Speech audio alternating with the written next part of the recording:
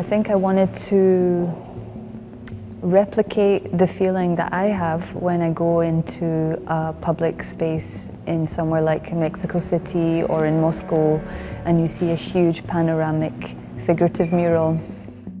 It's playing with the language and the forms of that kind of art, but to tell some specific stories. There's the discussion of polemic and theory around fashion. There's the laying out of the production in the Soviet Union of a dress, a fashion item. And there's also some very personal things for me to do with studio life and loneliness under COVID and working conditions and dreaming about travel. So I have a practice as a visual artist and the collaboration with the designer Becca Lipscomb under Atelier EB. And so in both spheres I get to look at really the hard limits between the two forms of fashion or design and art.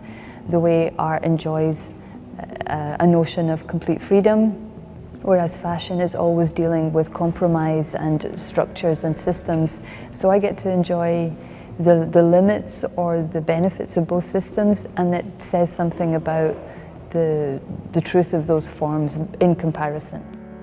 The space of La Verrière for me is really attractive and interesting because it resembles a pavilion for one of the world fairs or even the Biennale in Venice.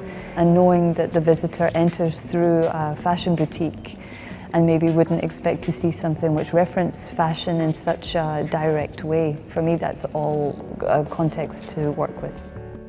I love to look at the history of fashion, design, commercial life, retail in the Soviet Union because they had to exist under such particular economic and ideological geopolitical conditions.